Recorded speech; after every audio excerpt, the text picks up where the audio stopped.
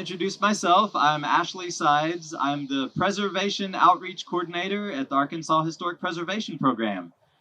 We are delighted to be back in person for the Sandwiching and History Tours after a long break for the pandemic.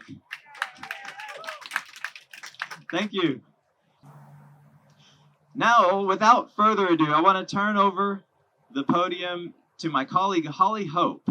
She has graciously volunteered, I twisted her arm a little bit, to do this talk because she is our resident cemetery preservation expert. She travels around the state doing cemetery preservation workshops. She has done lots of research into these historic cemeteries around Arkansas. She is a wealth of knowledge, and she prepared this tour today. She knows more about cemeteries, has forgotten more about cemeteries than I will ever know, I think. She's an expert, and without further ado, Holly Hope. So, there are 7 sections to the Oakland and Fraternal Historic Cemetery Park that include Fraternal, Oakland, National Cemetery, 2 Confederate cemeteries, and 2 Jewish cemeteries. So welcome to the Fraternal section of Oakland and Fraternal Historic Cemetery Park. We're just going to stay here under the tent while I talk about the cemetery, and then afterwards you can get those handy maps that Ashley talked about. The gravestones are marked with little yellow flags that correspond to the numbers on the maps. So look for those flags if you want to get out there and look at the actual gravestones as you're reading more about the people. So I'm going to start with a little background on the history of public cemeteries in Little Rock. From 1820 to 1828, there was a cemetery on the land of Secretary of State Robert Crittenden, which was situated around 7th, 8th, and Cumberland Streets downtown. There were records later of burials being discovered in that area, but there is no research that I have seen or that has emerged that would suggest that there were any official cemeteries other than the Crittenden burying ground at that time. In 1828, U.S. Senator Chester Ashley donated land for a public burying ground at the intersection of 5th Street, which is now Capitol, and Gaines Street, which is where the 1961 Federal Building is now. The Crittenden Cemetery was abandoned by 1834, and in 1839, Ashley provided 4 blocks of land on Broadway for the Mount Holly Cemetery, and the first burial at Mount Holly was 1843. Some of the graves from the Capitol and Gaines location were moved to Mount Holly Cemetery in 1860 because they were beginning construction on the Peabody School at that site. At the time, there was 1 marked grave that remained, as well as some unmarked graves. It's not really known what happened to that single marked grave, but children who went to school at Peabody remembered sharpening their pencils on the gravestone. By 1862, the numbers of Civil War dead were rising, which led to the establishment of a new cemetery in Little Rock called Oakland, which was located on the farm of Paul Starbuck. From 1861 to 1869, Union and Confederate soldiers were interred there, and Oakland was considered the official city cemetery by 1877. There are early historic black cemeteries in Pulaski County, such as Haven of Rest in Little Rock and Hickman Memorial Cemetery in North Little Rock, but they were not established as early as Fraternal. In 1868, the Odd Fellows, which was a black fraternal organization, requested that the city donate 1/2 acre in Oakland for the burial of poor and indigent members. The next year, they requested a second donation, bringing the area to 3/4 of an acre. Section G of Oakland was designated a pauper's burial ground referred to as Stranger's Hollow. Whites and African Americans were buried in this section, and the last burial there was in 1986. Had that backwards. Several black lodges joined to request 14 acres of land for the burial of members of the orders in 1888. This was because this became the fraternal section of Oakland and Fraternal Cemetery Park. And this is also when that cut stone entry gate, that beautiful gate that you came through, was erected. The land was prone to flooding from Fouche Creek, but the members agreed to take on the extra work of preparing it for burials. The cemetery caretakers were also able to deal with burial issues in a variety of ways. The vicinity of Fraternal was surrounded by farmland. Burials were situated in the high, dry portions of the cemetery, which is where we're sitting now, and then the lower section was farmed. They had livestock that grazed in the area of Horace Mann Jr. High School.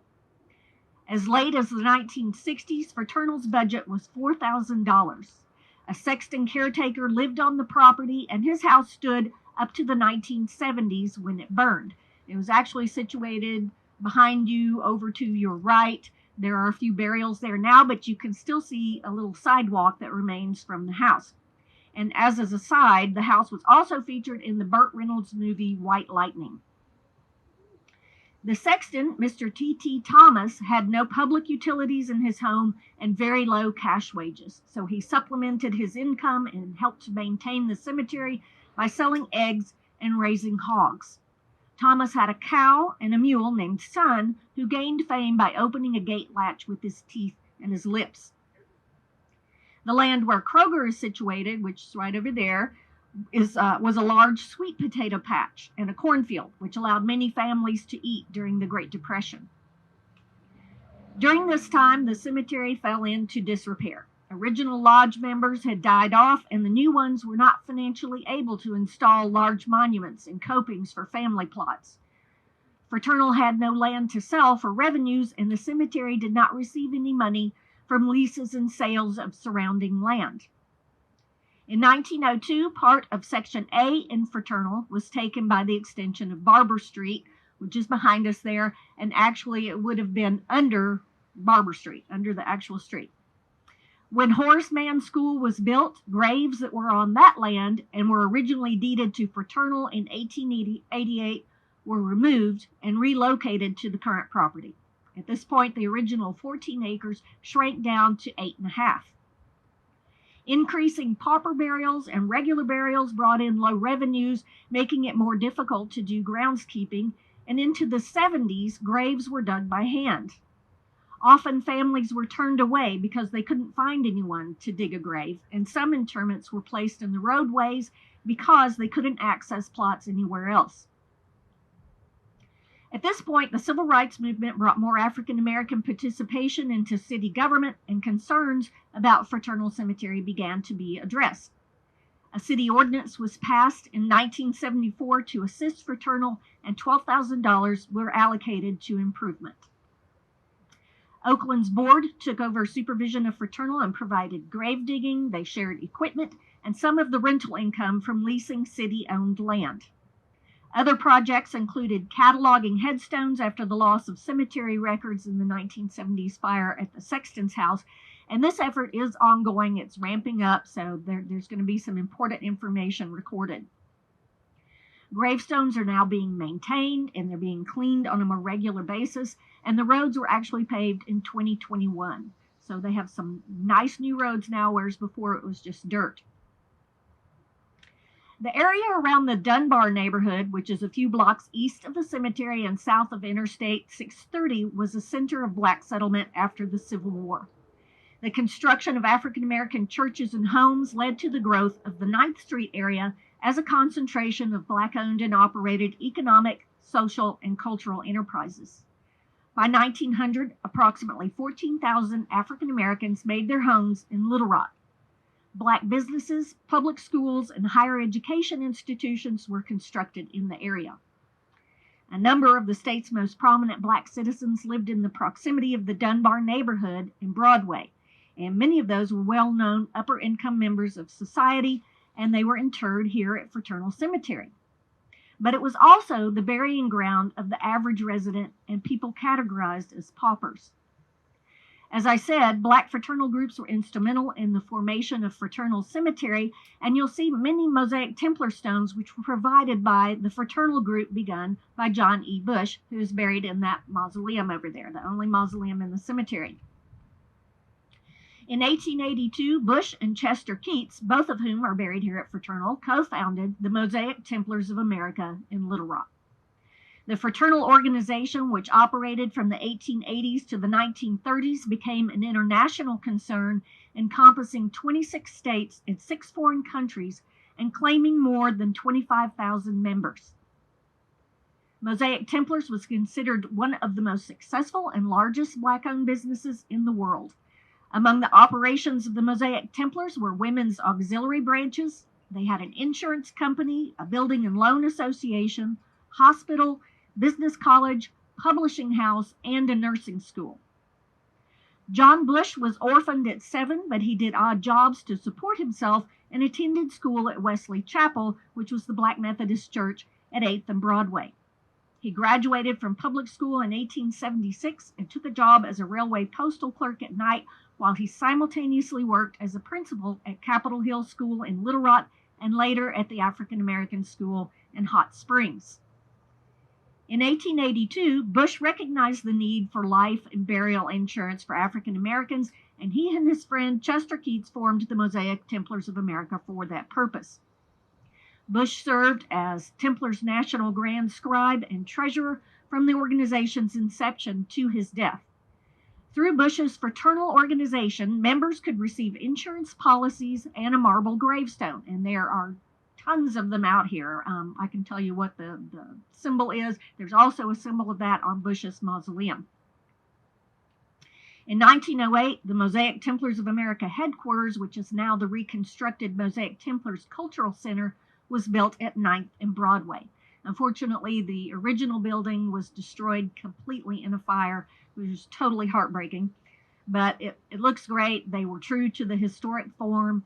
Even the interior of the building reflects the original purpose and the original spaces.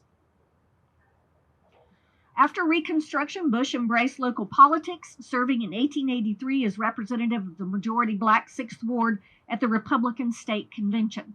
This led to his work as secretary of the convention and election to 5 subsequent at-large positions with the Pulaski County Republican Central Committee.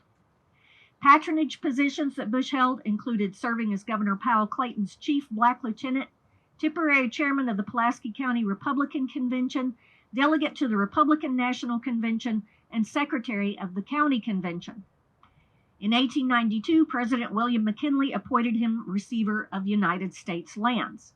Bush also led peaceful protests against disenfranchisement laws and the State Streetcar Segregation Act, as well as being a charter member of the National Negro Business League. He was asked about politics, just as an aside, and why he was so active in it, and he said, it's important to me, but also I do it because I like it. And you can tell from what I've just said that he really did like it. With the election of Democratic President Woodrow Wilson, Bush decided to cut down on his political activities and devote his time to the Mosaic Templars. He worked to improve the standing and holdings of the fraternal organization, going to work in his latter years in a buggy and practically doing business in the buggy. His son, Aldridge Bush, made sure that his orders were carried out. John Bush's son, Chester Bush, served as editor and manager of the Mosaic Guide and was the youngest African-American editor in the United States, as well as youngest life member of the National Negro Businessmen's League. John Bush's sons, his wife, and several other members of his family are interred in the mausoleum. John Bush's partner, Chester Keats, was born into slavery in 1854, and he's buried kind of on the other side of the mausoleum, going that way. After the Civil War, he was a sharecropper. In 1875, he served as a clerk for the U.S. Railway Mail Service. Keats was elected Pulaski County Circuit Clerk, but was prevented from serving by the opposing party. He was appointed crier and messenger of the United States Court of Appeals for the 8th Circuit and as receiver of the Little Rock Traction and Electric Company. In 1896, he served as U.S. Deputy Marshal of the Eastern District of Arkansas and was Deputy Constable of Big Rock Township. He also ran for Little Rock Police Court Judge, but again, he was counted out. Mifflin Gibbs was recognized as a businessman, politician, and first African-American municipal judge in the nation. Gibbs was asked by Frederick Douglass in the 1840s to assist him with an abolitionist lecture tour, and after the gold rush of 1849, he became a retail merchant in California and founded the first Black newspaper west of the Mississippi. Facing racial prejudice in California, he moved to Victoria, British Columbia. He was the first black man elected to the Victoria City Council.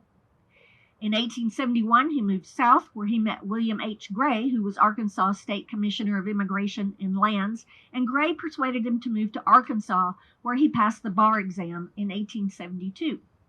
He started a law partnership in Little Rock and was elected Little Rock police judge in 1874. For a decade, he was secretary of the state GOP Central Committee and served several times as a delegate to national conventions.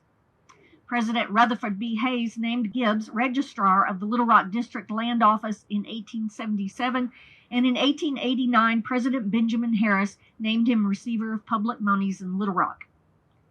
In 1897, President William McKinley named him U.S. Consul to Tamatave, Madagascar. I don't know if I'm saying that right. But Gibbs was 80 years old when he created the Capital City Savings Bank, the second black-owned bank in the state.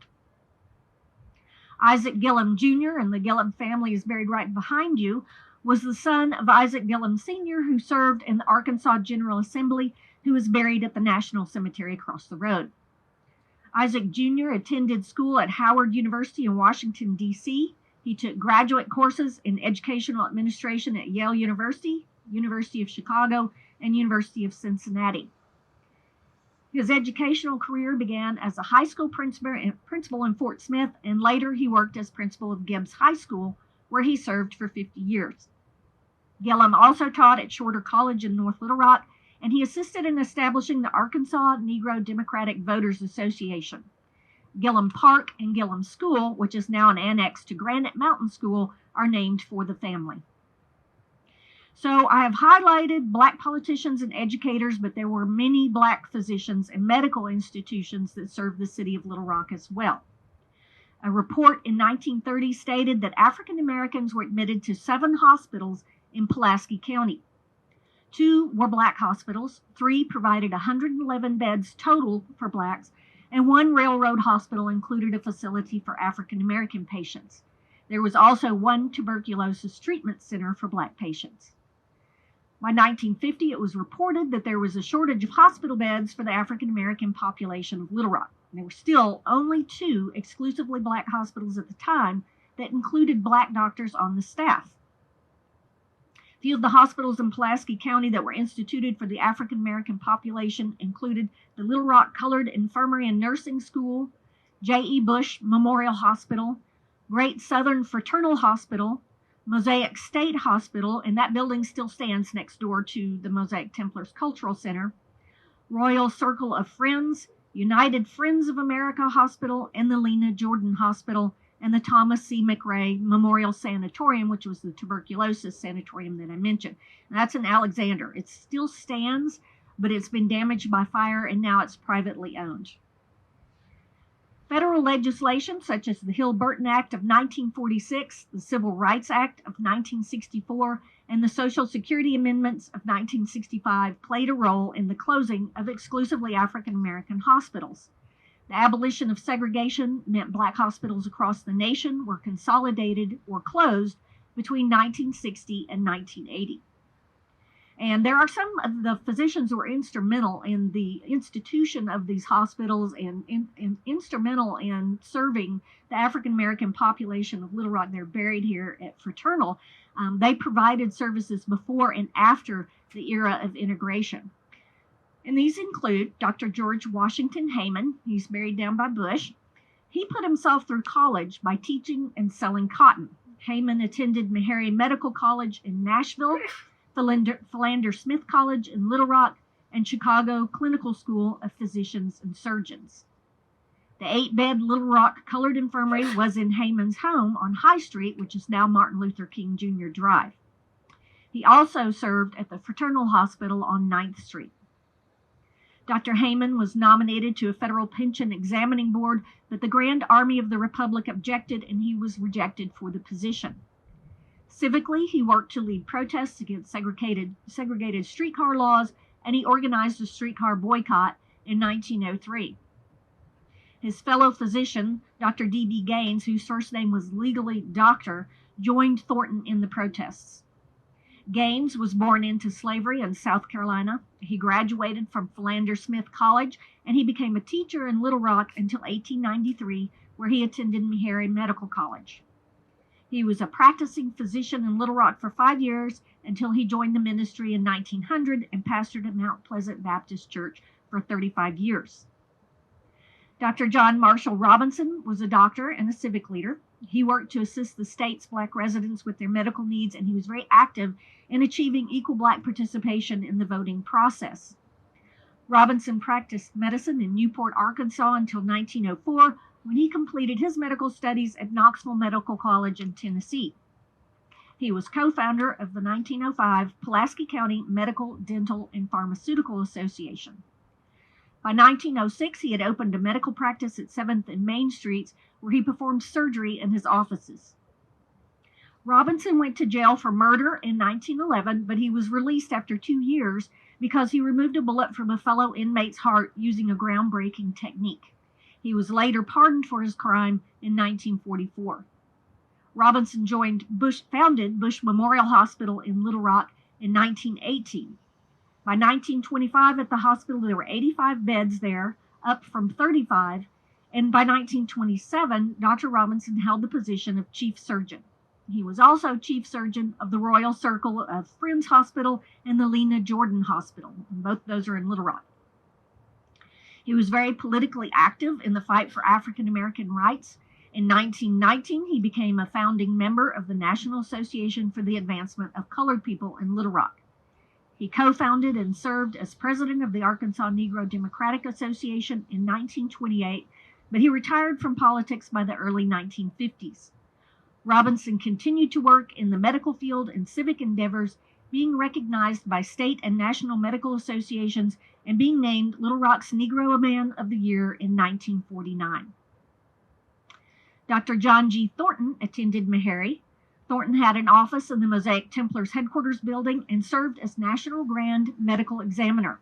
He was a physician for Shorter College in North Little Rock and was the medical director for the People's Mutual Aid Association, an insurance company.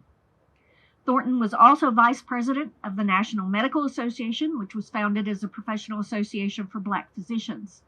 He was also a co-founder in partnership with Dr. Robinson in the founding of the Pulaski County Medical, Dental, and Pharmaceutical Association. Politically, he worked to reestablish African American participation in the Republican Party by attempting to force recognition of Black delegates to the 1920 Pulaski County Republican Convention.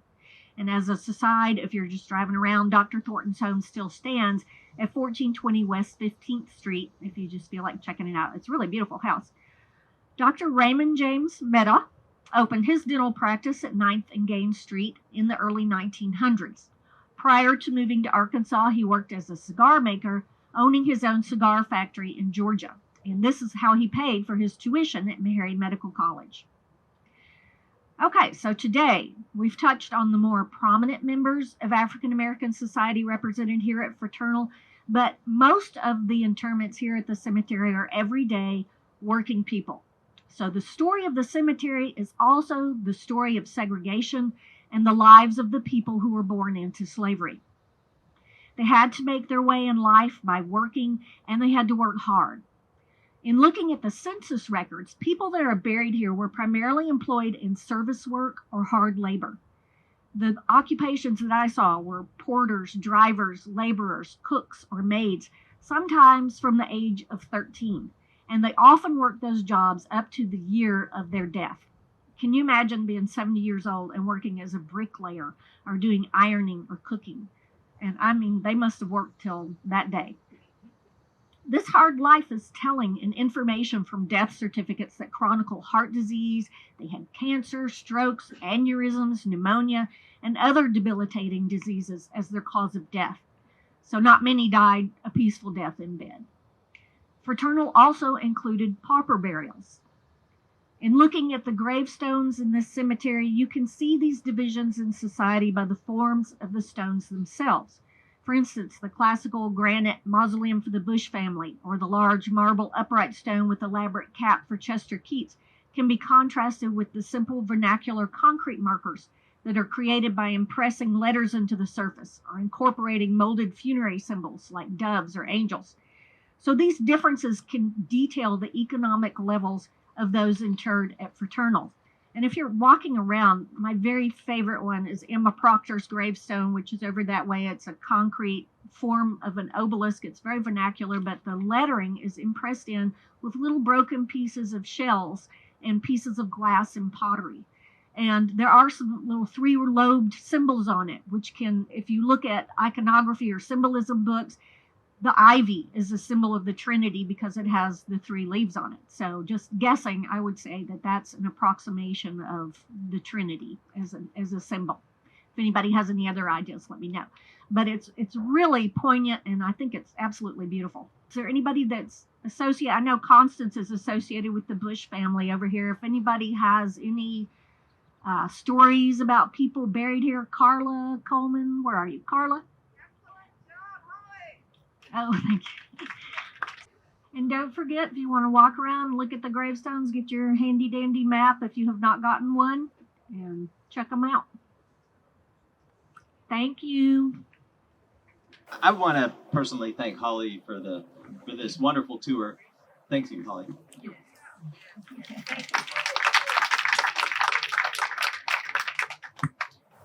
I want to take this opportunity to invite you to our next tour. We will do it again in person. Hopefully, that's the plan. It will be in Conway. We will be featuring the Conway, the downtown Conway Commercial Historic District. This will be the Friday at noon, like usual, for a sandwiching and history tour. We invite you to come meet us there. I'll have more details on the exact meeting place once we get closer to that time. Thank you for coming.